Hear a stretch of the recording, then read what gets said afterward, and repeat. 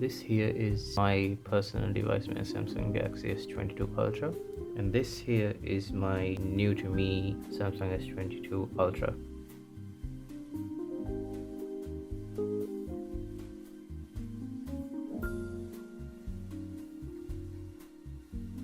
So the first thing that you'll come to notice is the difference between the two screens, but I'll put a matte screen protector on this. But this here has an in-cell LCD display on it, and this here is the original display on it. So if you take a closer look, you can see that this thing is popping out a bit on the edges over here. You can clearly see it on the sides. Everything else is pretty much the same, but there's quite a couple more differences. And yeah, this has a black in-cell display put on a purple back phone. Now what the in-cell display is the cheapest option available on the market. This in-cell display is LCD and it's 60 Hz unlike the 120 Hz that the usual display comes with, and its brightness is about 500 nits compared to the 1750 on the original display. Because it is an LCD display, the dark mode pretty much is just gray instead of the usual black that you see. Now, this phone was brought in as a project that I was going to do, and yes, I did sacrifice my Z Fold 4 for it. So even the refresh rate, as you can see, is a little different when it comes to these two screens. And we'll go into display. Now it's gonna say adaptive for the motion smoothness, but it's not gonna show as motion. And then the screen resolution is obviously Quad HD, but doesn't have the Quad HD feature on it. Everything else is pretty much the same. Now I have turned off the always on display and the charging information because it just shows up on a gray screen and it pretty much tends to overheat the battery. Within use of this phone, something that I've noticed is that it has ghost touches. I don't know why.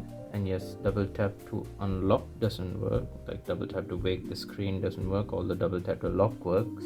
And some other issues that I've run into with this phone is it doesn't have S Pen support. So if I were to take the S Pen out, it'll say S Pen disconnected, and when I try to plug it back in and connect, it's gonna take so much time, and in the end it's gonna say it couldn't connect.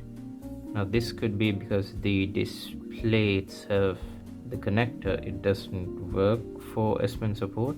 Like I could just use it for normal stylus functions, but the air commands and everything, they don't work.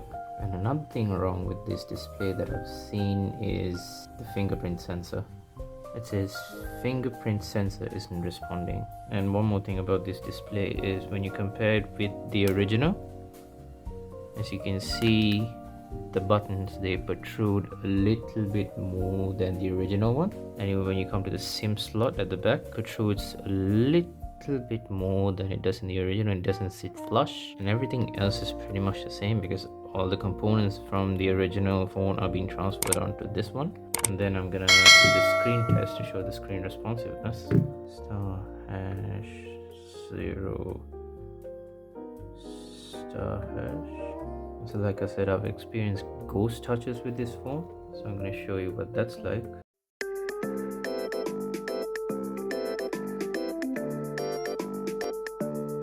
If we go to, let's do a little screen test.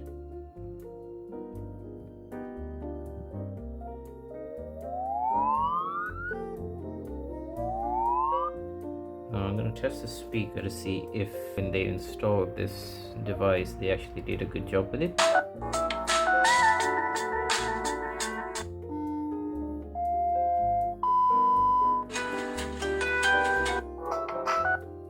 It seems okay.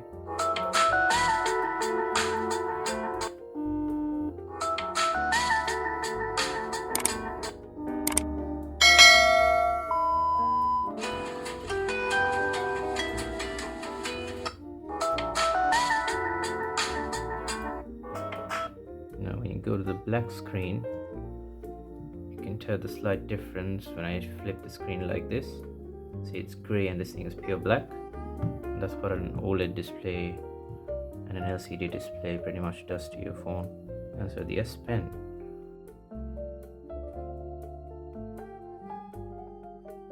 let's do it with the original display first.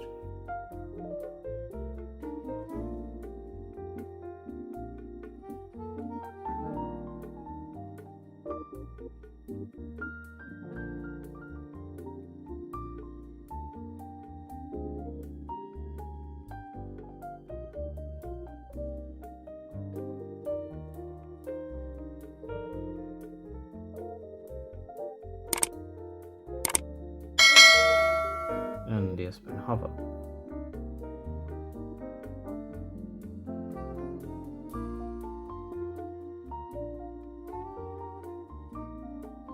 That worked. Now let's try on the inside display. You get that sign again, couldn't connect to your S Pen. So it'll draw as normal, like any stylus pen does.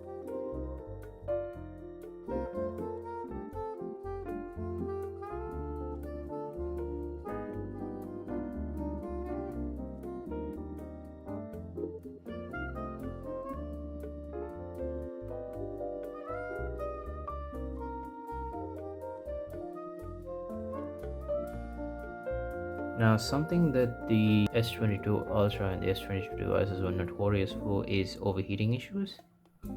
And yes, with the in-cell display put on, it actually does overheat a lot more than it usually does.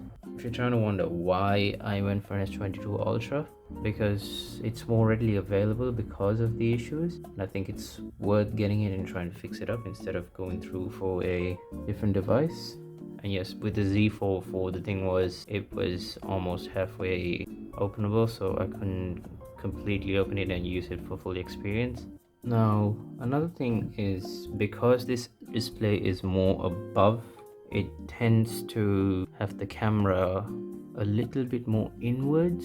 Now, if I just tilt this a little off to the side, you could see it compared to this, that the original has the camera a little bit more visible at this eyesight, and this thing is a little more hollow to the ground. Now, something that the previous owner did that I appreciate is he gave me the old original display that this phone came with. Yes, I have it in a cover. I'll take that off. Yes, you can see it's got the purple edges like this phone really should, because it has a purple back and purple SIM tray and the S Pen stylus. So the issue with this display was that he had a pink line go through. Instead of having the pink line fixed, he replaced it with a cheap LCD display. And while it's okay in the short run, it's not okay with the long run, which is why I'm trying to go back and fix this and give the S22 Ultra the original display that it had despite having the pink line issue. And yes, I do have a matte screen protector installed in this one. I didn't want to do it into that one because I'm already going to change the display and I don't really care about the display. This phone here is overheating so much that I could boil an egg on it. Now, since every component is just interchangeable, the only thing I'm going to do is heat up, open up the back open the back glass, and then just swap all the internals and the externals, and we're good to go.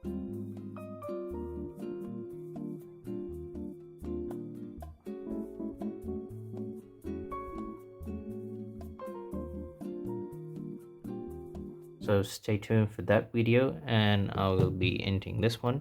This is Dimantha 457 saying adios, and I will see you next time.